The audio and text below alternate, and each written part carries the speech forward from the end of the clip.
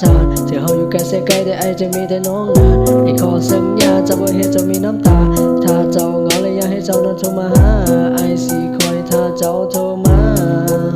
โอ้ baby ถ้าเจ้าเหงาแล้วให้ call me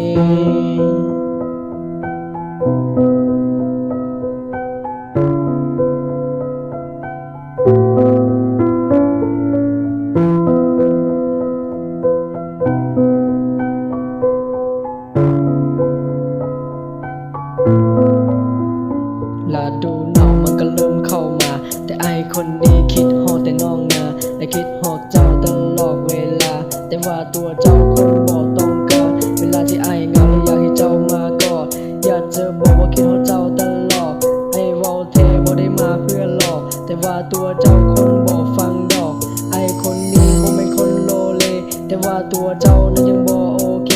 น้องยังบอกว่าน้องเป็นสติวเดนแต่ไอคนนี้ยังก็พอโอเคถึงว่าน้องนั้นบ่เคยสนใจแต่จะฝากเป็น